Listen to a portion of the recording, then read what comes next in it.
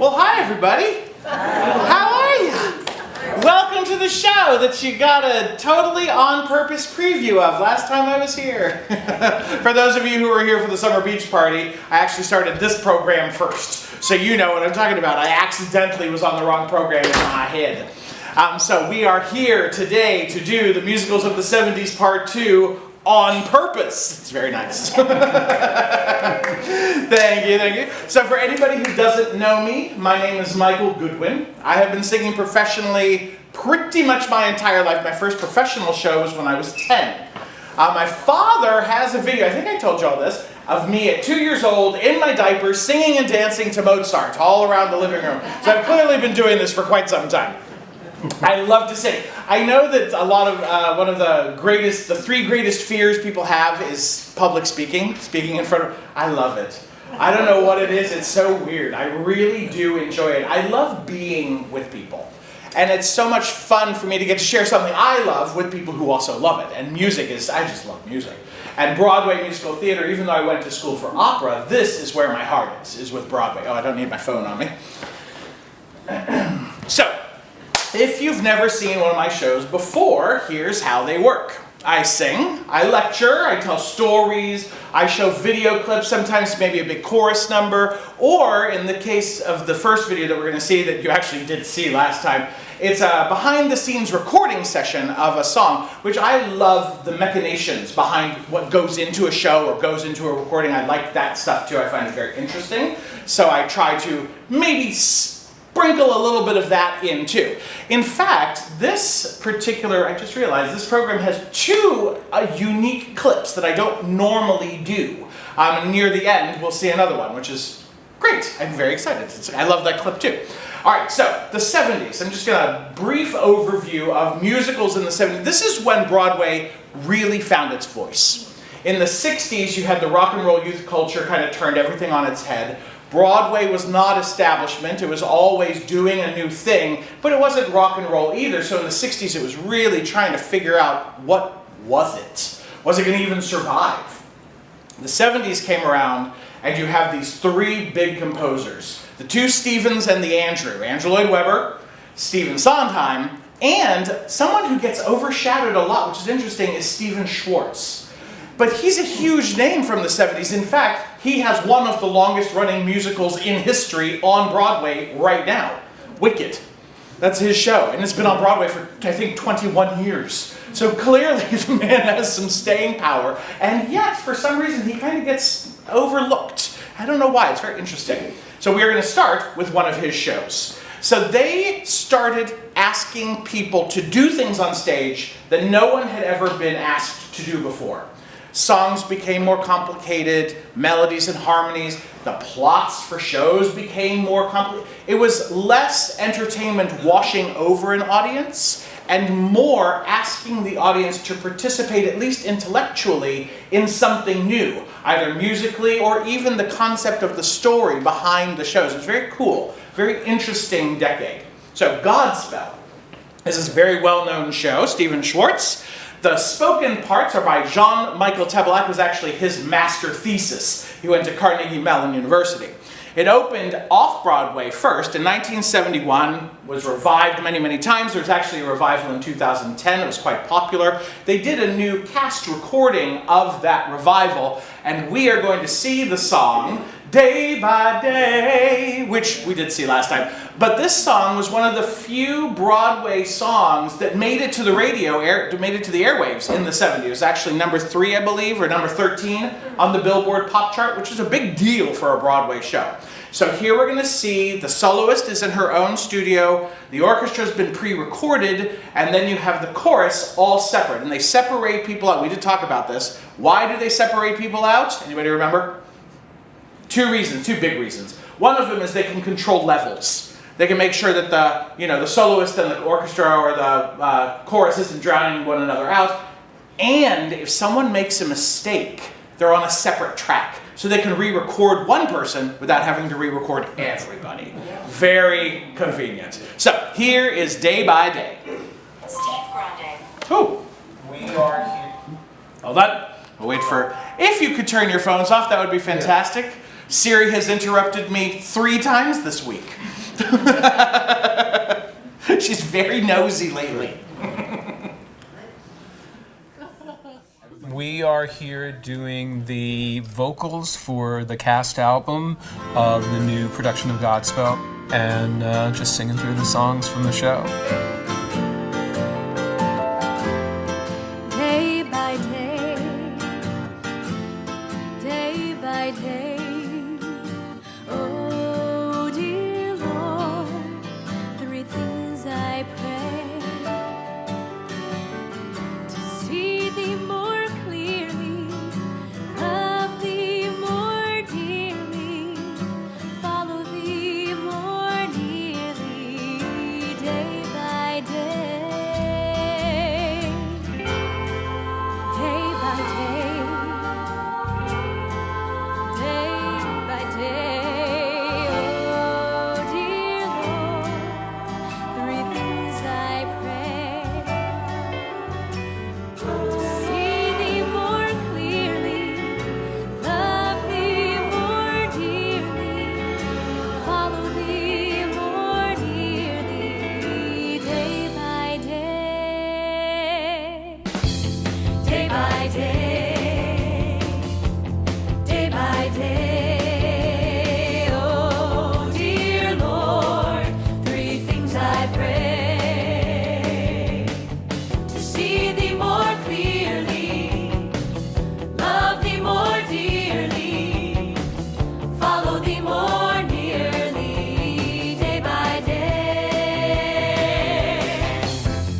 Day by day, day by day, day by day, oh dear Lord, 3 things I pray: to see Thee more clearly, day by day, love Thee more dearly, day by day, follow Thee more nearly, day by day, day by day,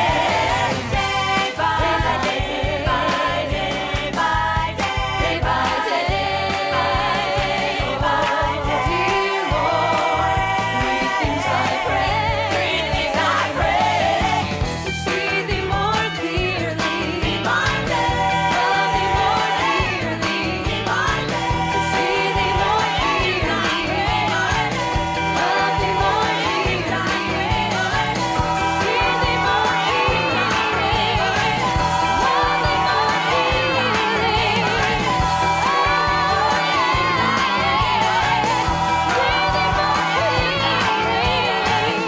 follow Thee more nearly, day by day,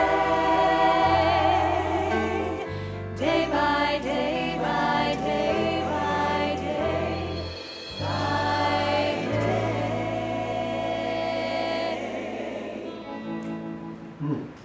Good song, isn't it? Yeah, I like it. So how's the sound? Is it good?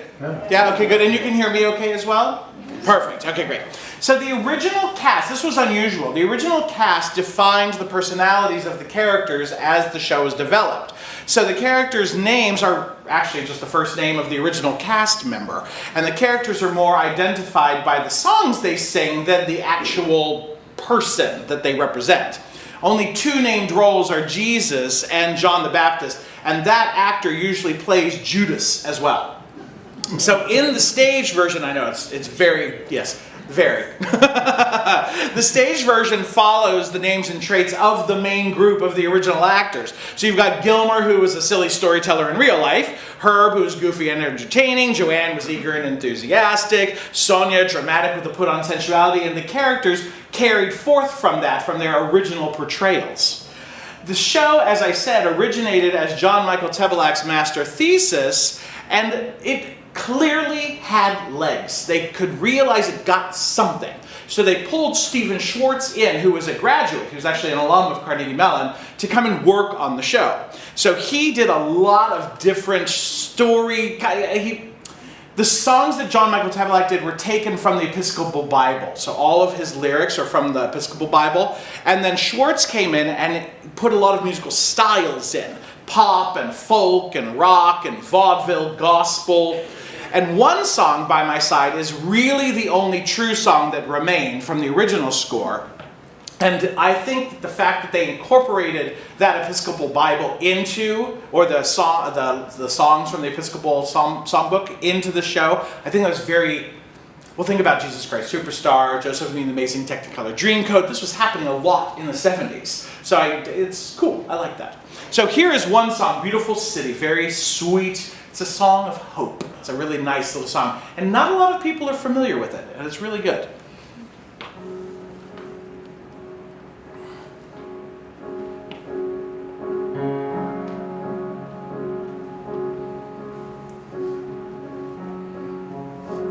Out of the ruins and rubble, out of the smoke, out of our night of trouble, can we see a ray of hope? One pale thin ray reaching for the day. We can build a beautiful city. Yes, we can. Yes, we can. We can build a beautiful city. Not a city of angels, but we can build a city of man.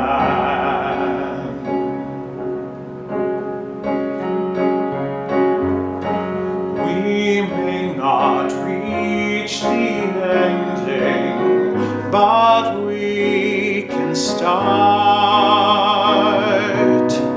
slowly but truly mending, brick by brick, heart by heart. Now, maybe now, we start learning how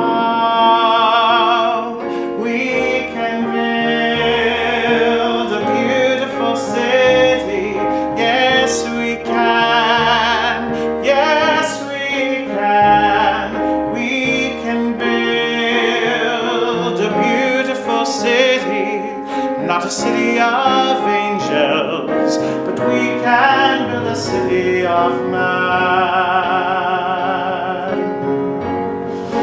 When your trust is all but shattered, when your faith is all but killed, you can give up, bitter and battered, or you can slowly start to build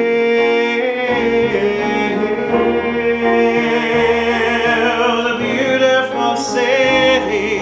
Yes, we can.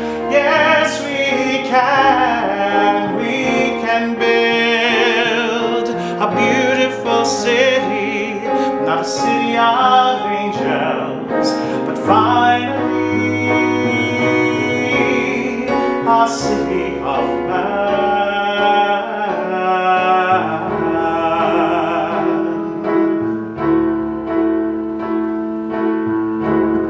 A city of man.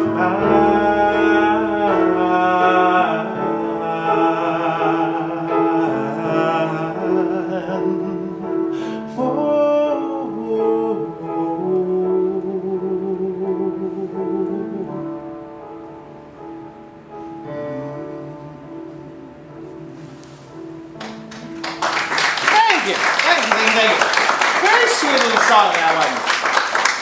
All right, The Wiz, or the full title, the Super Soul Musical Wonderful Wizard of Oz, is a musical written with music and lyrics by Charlie Smalls and others, and a book by William F. Brown. Of course, it is based on L. Frank Baum's 1900 children's novel, The Wonderful Wizard of Oz, putting it in an urbanized setting. It opened on October 21st, 1974, 2 days before I was born, in Baltimore, Maryland. And then it moved to the Majestic Theater with a new cast in 1975. That version won 7 Tony Awards, including Best Musical. Clearly, it was an early example of Broadway's mainstream acceptance of works by an all-black cast, which I think is fantastic. The big budget film adaptation has gone on to achieve cult status, possibly because it had A, such good music, and B, Michael Jackson played the Scarecrow and Diana Ross played Dorothy. And the song, Ease On Down the Road, is about 15-20 minutes of the show, but I clipped it just a little bit, but I want you to meet everybody. So, the Tin Man and the Cowardly Lion are original Broadway cast members, by the way. Ease on down, ease on Down the road! There it is. Don't you carry nothing that might be a load. There it is. Dorothy, look! Dorothy! Woo! Come on, Dorothy! Come on! Woo! Come on and ease on down the road. Come on, ease on down the road. Don't you carry nothing that might be a load. Come on, ease on down the road. Pick your left foot up, put your right one down. Come on, legs keep moving, don't you lose no ground. Just you keep on keeping on the road that you choose. Don't you give up walking, 'cause you gave up shoes. Ease on down, ease on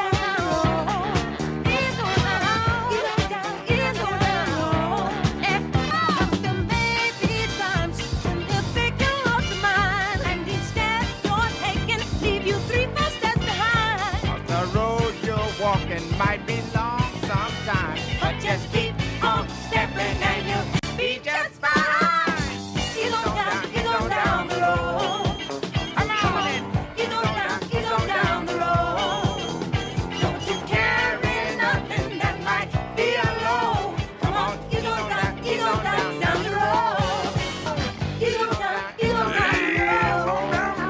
Come on, ease on down the road. Don't you carry nothing that might be a load. Come on, ease on down the road. Ease on down the road.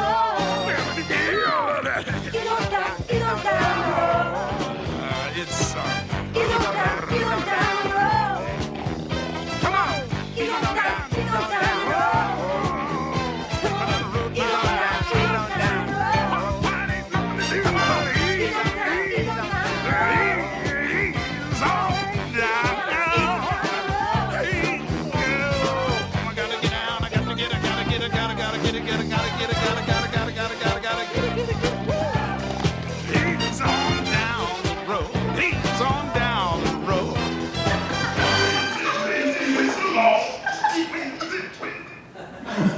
Anybody seen the movie recently?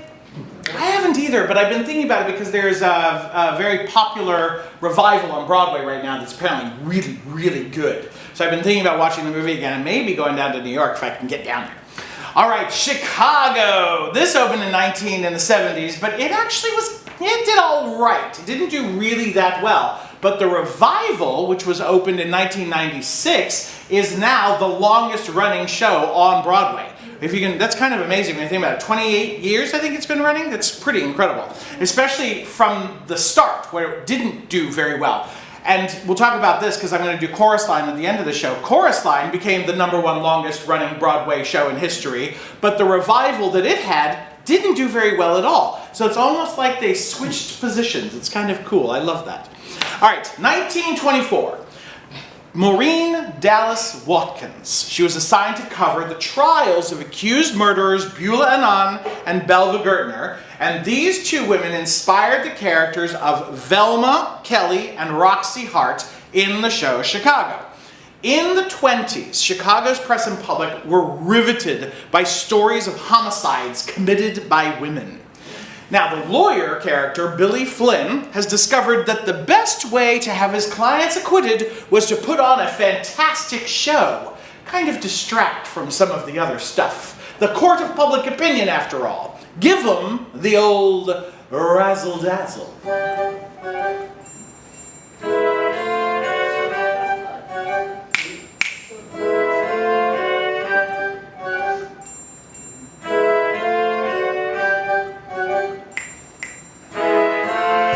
Give 'em the old razzle-dazzle, dazzle-om.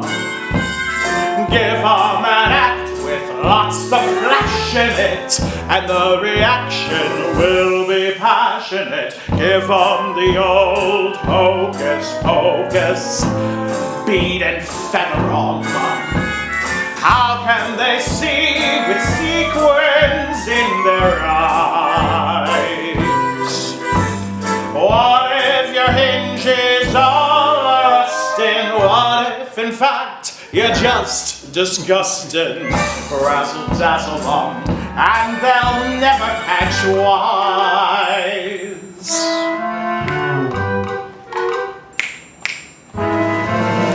Give 'em the old razzle-dazzle, razzle-dazzle-om. Give 'em a show that's so splendiferous, row after row will grow vociferous. Give 'em the old flim-flam-flummox, fool and fresher-om. How can they hear the truth above the roar? Throw 'em a fake and a finagle, they'll never know you're just a bagel. Razzle-dazzle-om, and they'll beg you for more.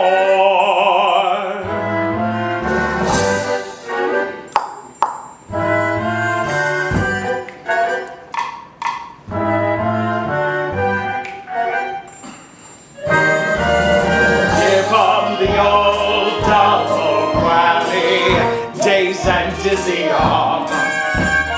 Back since the days of old Methuselah, everyone loves a big bamboozler. Give 'em the old three-ring circus, stun and stagger-om. When you're in trouble, go into your dance. Though you are stiffer than a girder, they'll let you get away with murder. Razzle-dazzle-om, and you've got a romance.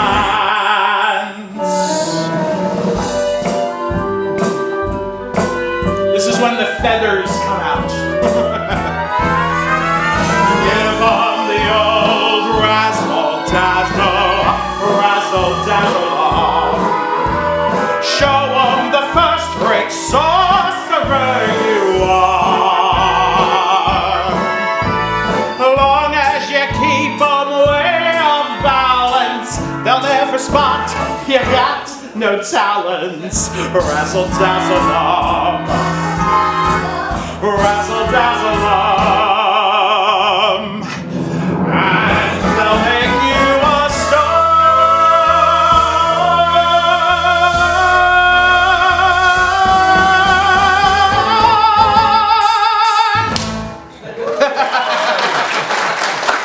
Great little song, is it? Love the song and dance.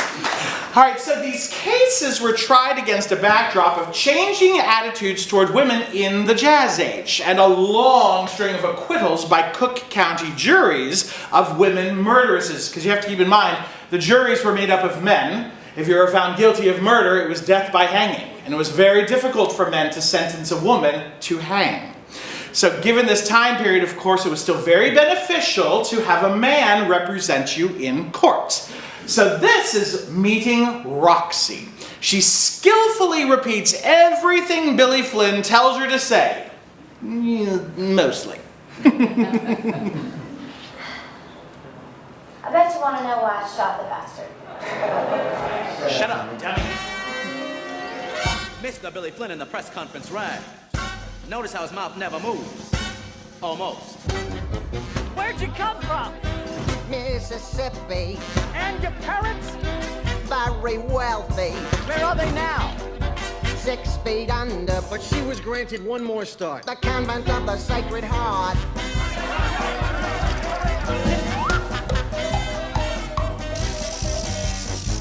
When'd you get here?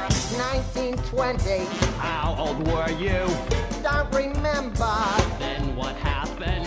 I met Amos and he stole my heart away, convinced me to elope one day. Oh, you poor dear, I can't believe what you've been through. A convent girl, a runaway marriage. Now tell us, Roxy, who's Fred Casely?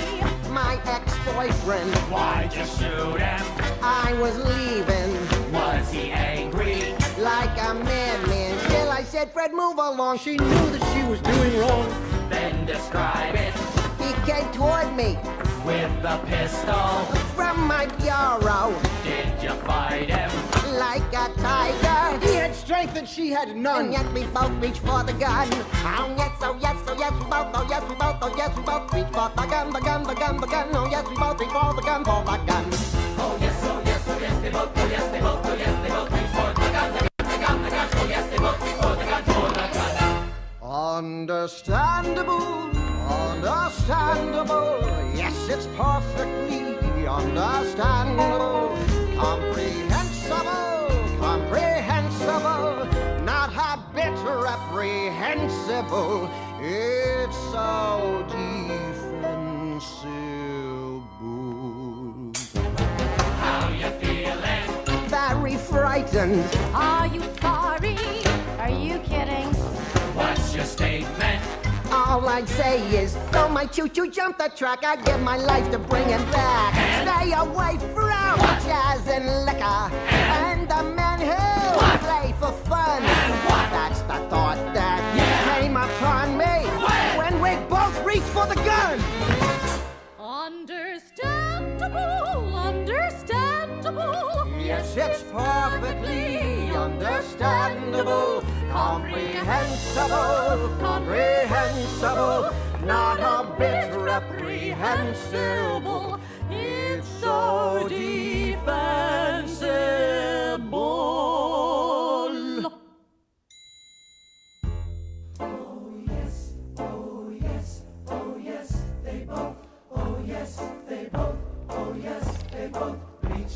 Let me hear it. Oh yes, they both reach for the gun, for the gun. A little louder. Oh yes, oh yes, oh yes, they both, oh yes, they both, oh yes, they both reach Oh for yeah. the gun, the gun, the gun, the gun. Oh yes, they both reach for the gun, for Now you got it. Oh yes, oh yes, oh yes, they both, oh yes, they both, oh yes, they both reach for the gun, the gun, the gun, the gun. Oh yes, they both reach for the gun, for the gun. Oh yes, oh yes, oh yes, they both, oh yes, they both, oh yes, they both reach for the gun, the gun, the gun, the gun, the gun, the gun, the gun, the gun, the gun, the gun, the gun, the gun, the gun, the gun, the gun, the gun. Both reached for the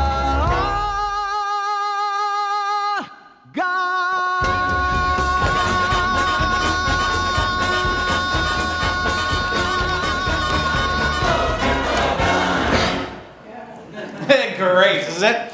If you have not seen the movie, I highly recommend it. It is excellent. All right, so Roxy has spent her time in jail crafting an image that grabs the headlines, and then there's another murder that starts taking the attention away, so she decides to say that she is pregnant. She garners sympathy from the press and the jury, and her husband, who's sweet and a little dumb. He believes her in spite of the very, very fuzzy math. She is acquitted, and as soon as that happens, she reveals to him that the baby was a hoax, and she leaves him in the dust. He sings the song reflecting his realization that he will always go unnoticed, one of the most well-known songs from the show.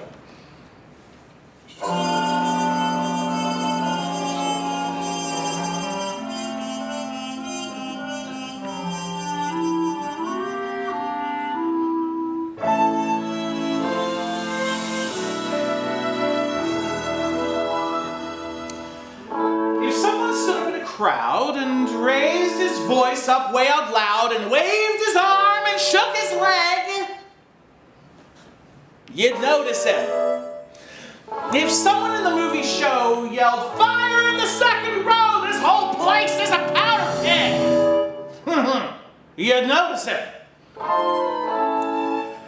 And even without clucking like a hen, everyone gets noticed now and then. Unless, of course, that person it should be invisible, inconsequential. Me.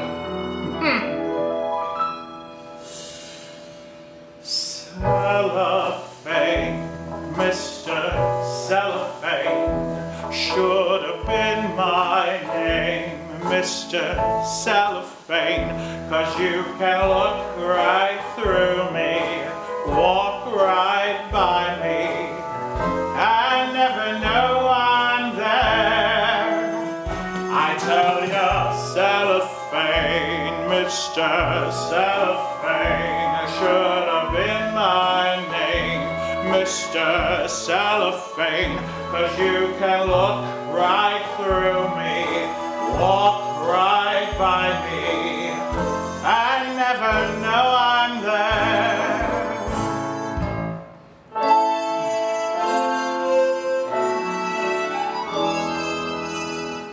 Suppose you was a little cat residing in a person's flat who fed you fish and scratched your ears. You'd notice him. Suppose you was a woman wed and sleeping in a double bed behind one man for 7 years. You'd notice him. A human being's made of more than air. With all that bulk, you're bound to see him there. Unless that human being next to you is unimpressive, undistinguished, you know.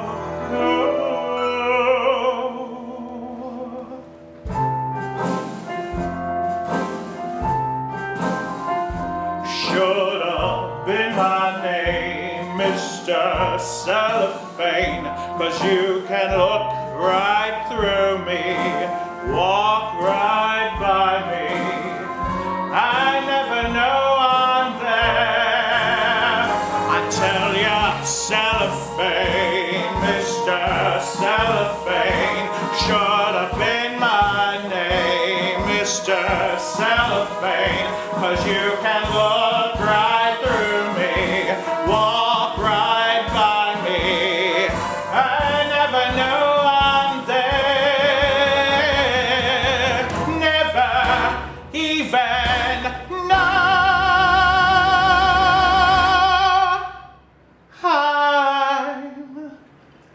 there.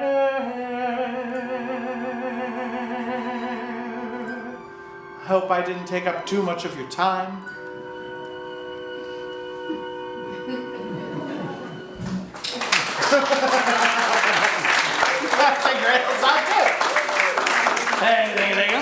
All right, company, Stephen Sondheim. He wrote in one of his memoirs, I think it was Making the Hat, when he wrote the first song, the opening song for Company, that's when he knew who he was as a composer. He had written shows before. A Funny Thing Happened on the Way to the Forum, for example. And he'd done lyrics. West Side Story, he did the lyrics for Gypsy. But it was this show where he figured out who he was. Which is kind of cool because the 70s, that was the decade where the musicals actually kind of figured out who they were as well. And I love that. So this came out in 1970. George Firth did the book. And the music and lyrics by Stephen Sondheim. It was originally called Threes, a record-setting 14 Tony nominations, winning 6. The plot revolves around Bobby. He's a single man, unable to commit fully to any kind of steady relationship, let alone marriage. And his best friends are 5 married couples. And we find out about his 3 simultaneous girlfriends. Unlike most book musicals, which are very clear what the plot is, Company was a little more cerebral. It revolves around a birthday. It's Bobby's birthday, technically his 35th birthday, and you see it 3 times. So with the vignettes, you're never quite sure if the vignettes are before, if they're after, how long before, when exactly are things happening in time. It was among the first musical to deal with adult themes and relationships. Sondheim actually wrote about it. Broadway theater has been for many years supported by upper middle class people with upper middle class problems. These people really want to escape their world when they go to the theater, and then here we are with Company talking about how we're going to throw it right back in their faces. And the show was about these people, which had never really happened before. So this is Patti LuPone from a revival. You'll actually see Neil Patrick Harris. He played Bobby in this revival. She's singing the song, "Here's to the Ladies Who Lunch." beautifully, wonderfully, deliciously out of touch. And I love the way she does it. It's so good. I'd like to propose a toast.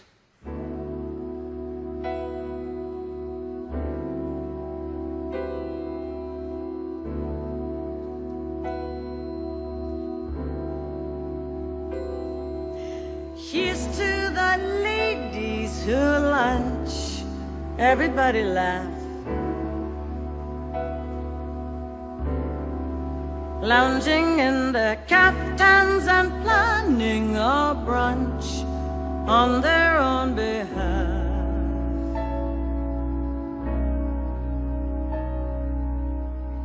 Off to the gym, then to a fitting, claiming their fat.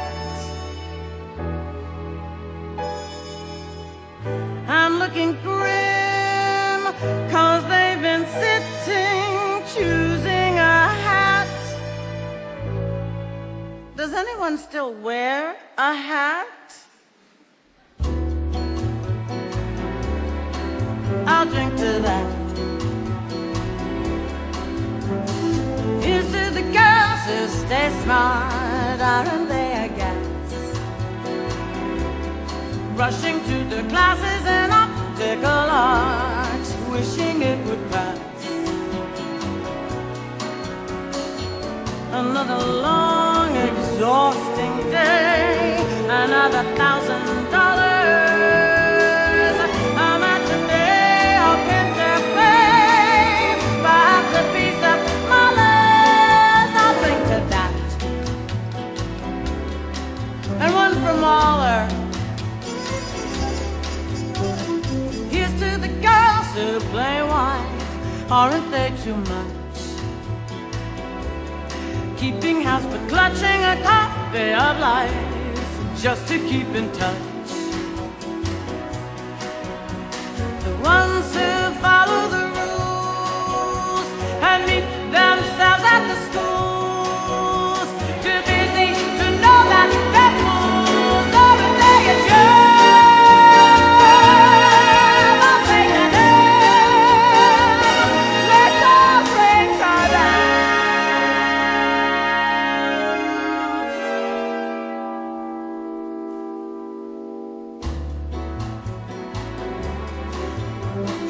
Here's to the girls who just watch, aren't they the best? When they get depressed, it's a bottle of scotch, plus a little jest. Another chance to disapprove, another brilliant singer, another reason not to move, another vodka sticker.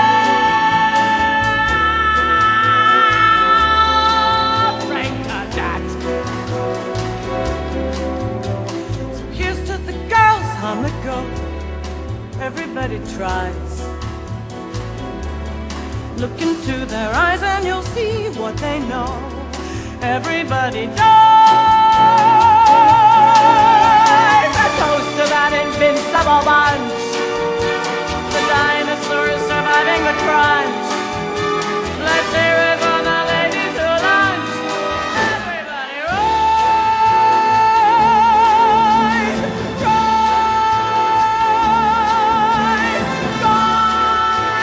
rise, rise, rise, rise, rise, rise,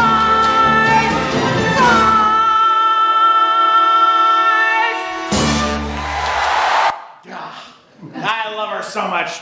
She was in Boston in April and she did that number. It was just as fantastic as you might expect. All right, so the couples have this theme throughout the entire show, and they focus on their Bobby baby, Bobby booby, Robert darling. And throughout the show, he's been he responds very politely, very nicely.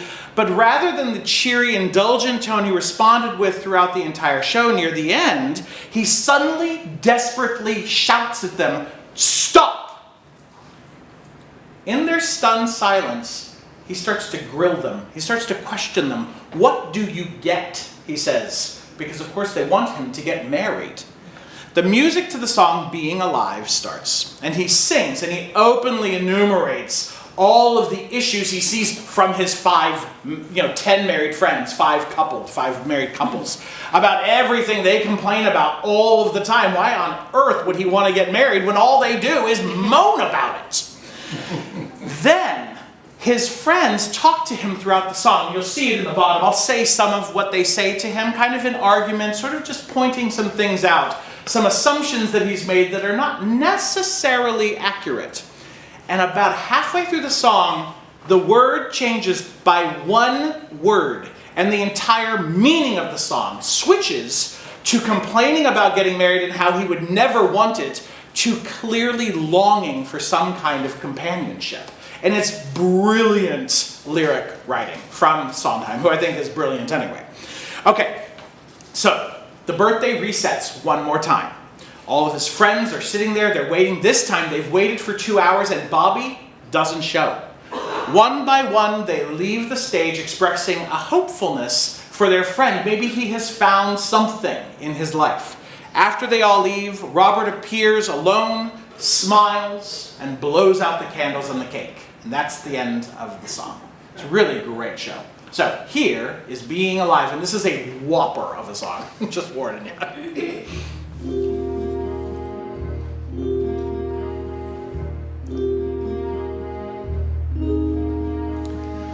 Someone to hold you too close,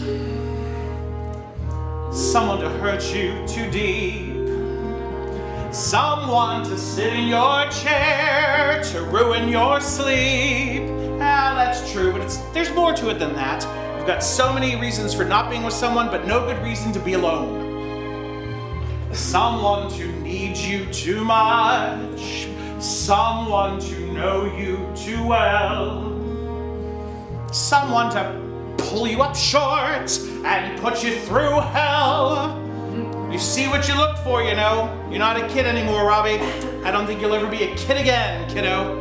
Don't be afraid it won't be perfect. Be afraid that it won't be. Don't stop now. Keep going. Someone you have to let in. Someone whose feelings you spare. Someone who, like it or not, will want you to share a little, a lot. And what does all that mean? Robert, how do you know so much about it when you've never been there? It's much better living it than looking at it. Someone to crowd you with love, someone to force you to care, someone to make you come through, who'll always be there, as frightened as you, of being alive, being alive, being alive, being alive.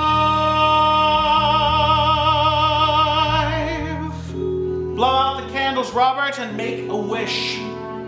Want something. Want something. Somebody hold me too close. Somebody hurt me too deep. Somebody sit in my chair and ruin my sleep and make me aware of being alive, being alive.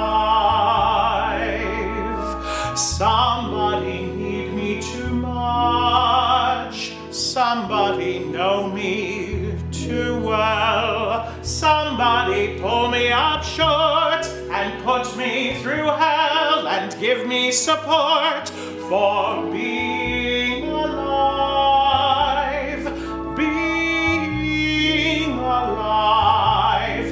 Make me alive, make me confused, mock me with praise, let me be used, vary my days, but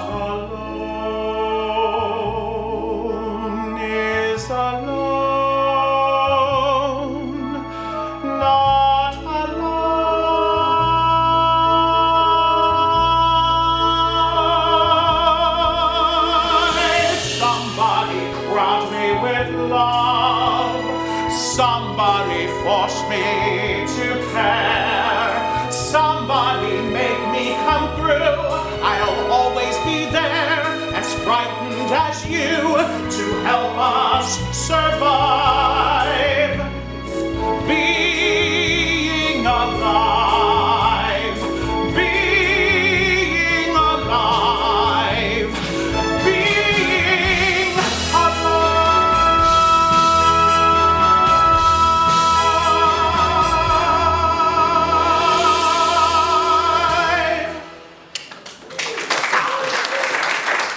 A heck of a song, isn't it? All right, and now a chorus line. One of my favorites. I actually saw the original run and I saw the revival. I loved them both, I have to say. So Marvin Hamlish did the music, lyrics by Edward Cleveland, and a book by James Kirkwood and Nicholas Dante Jr.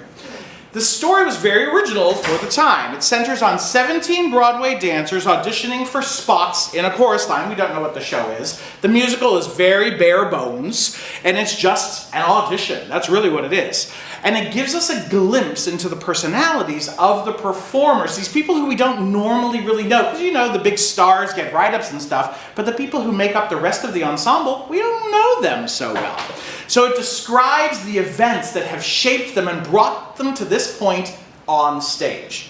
Now, when they were doing the revival, they followed a lot of the people who had been called back for auditions. And there was a documentary made called Every Little Step, I believe. Really good. If you haven't seen it, highly recommend it.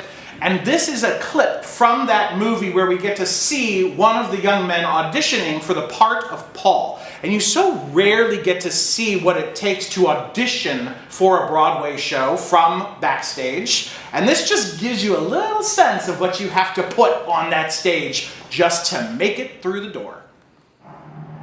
We were doing this Oriental number, and I looked like Sid Charisse.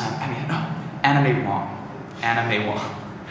I mean, I had this great big chrysanthemums on either side of my head, this huge headdress with gold balls hanging all over it. Oh, I was going on for the finale. I was going down the stairs.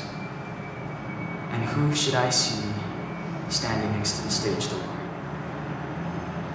My parents. You know, I mean, they got there too early. I freaked. I didn't know what to do, you know, so I thought to myself, I know, I'll just keep walking past them like all the others, and they'll never recognize me. You know, so I take a deep breath, and I walk down the stairs, and just as I pass my mother, I hear her say, "Oh my God." I died, you know, but what could I do? You know, I had to go on for the finale, so I just kept going. After the show, you know, I went to my dressing room, and after I was done dressing and taking off my makeup, I went back downstairs. And there they were, you know, standing in the middle of all of these. All they said to me was, "Please write. Make sure you eat. And take care of yourself." And just before my parents left, my father turned to the producer and he said, "Take care of my son." And that's the first time he ever called me that. I'm sorry. I'm sorry.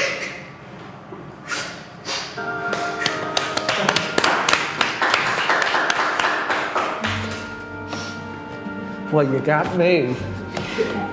Oh, man, for an audition, Jesus, it was excellent. Okay, wait outside. I'll talk to you.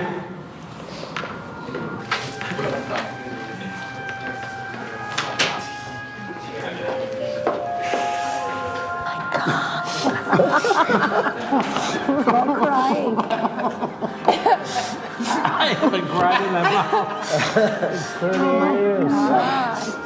Sign them up. So imagine having to do that 8 times a week. Every performance. It's amazing what they have to do to be in these shows. All right, so it was an unprecedented box office and critical hit that received 12 Tony Award nominations. It won 9 and the 1976 Pulitzer Prize for Drama. The production ran for 6,137 performances, becoming the longest running show in history, finally passed by Cats in 1997. It is still one of the longest running shows, though of course Chicago, the second run, has surpassed it in 2011. 6th longest running show still in history. The success has spawned many shows around the world. London's West End, it was revived. Then there's the West End revival in 2013. We'll see a clip from that in a minute. One of the best songs from the show is Kiss Today Goodbye. So I'm going to sing this for you. This is technically Josh Groban's version. I do it a little differently, but it is his version. So here we go. And if you want to sing, you can always sing.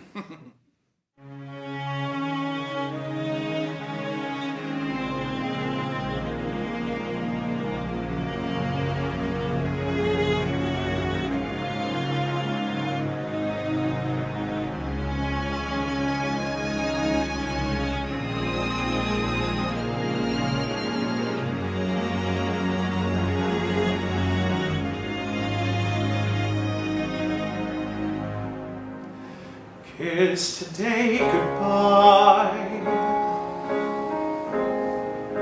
the sweetness and the sorrow.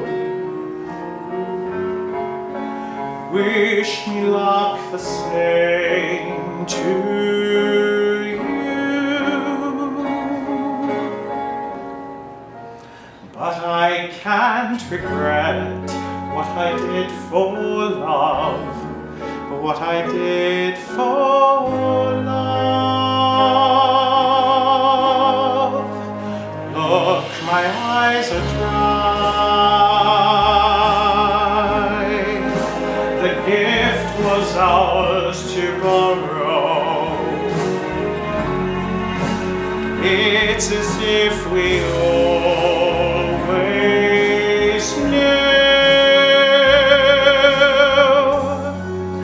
I won't forget what I did for love.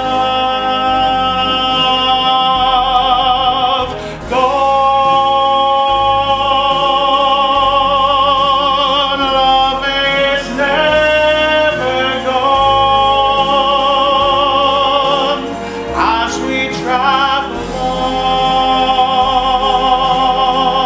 on, love's what we'll remember. Kiss today goodbye and point me toward tomorrow. We did what we had to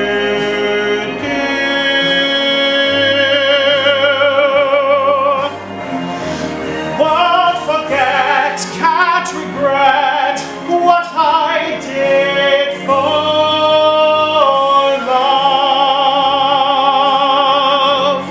What I did for love.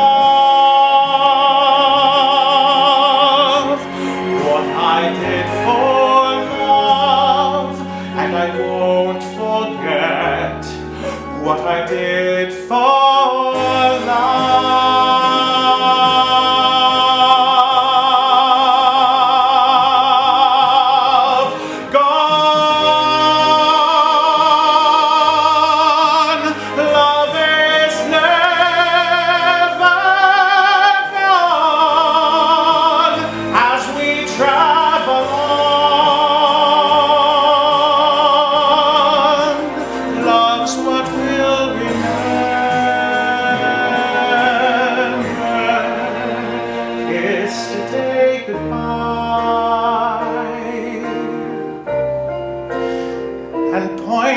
Toward tomorrow,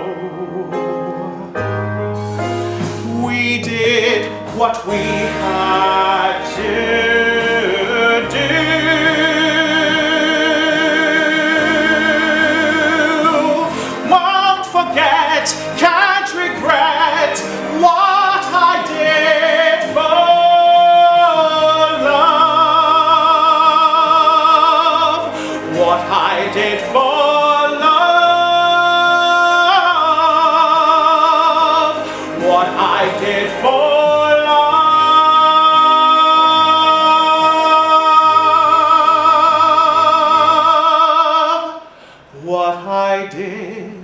for love.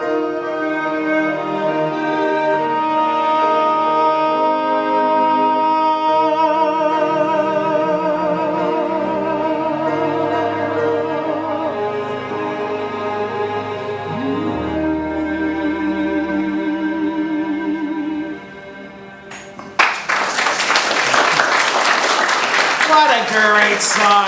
Thank you very much. Thank you very much. All right, so what happens at the end of the show after we've gotten to know all of these characters is they come on stage one by one in identical gold-spangled outfits, and we can't tell them apart. Every single character we've gotten to know disappears into this mass of gold, and that is the chorus line. These are the people who make up the backbone of the show that we almost never get to know. It's really fantastic, and the song, of course, is One Singular Sensation. We have to see the clip. This is from the 2013 Laurence Olivier Awards.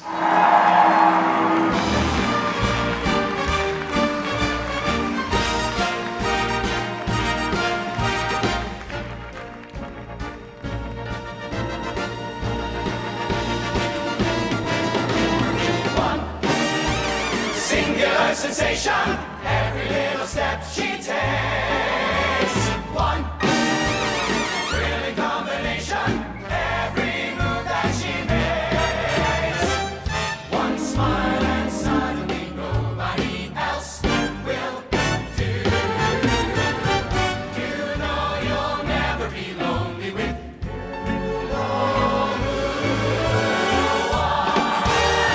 moments in her presence. You can't forget the rest, for the girl is second best to none. Some side, give her your attention. Do I really have to mention? She's the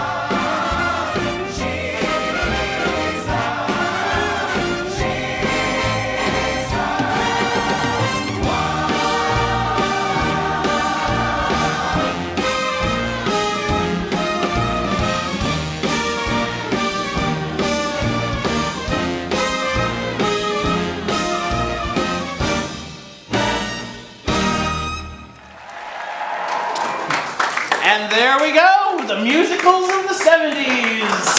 Thank you, everybody, so much for having me. I appreciate it very, very much. Thank you, thank you, thank you. All right, until next time, hugs and kisses from a distance. Thank you, everybody. I appreciate it.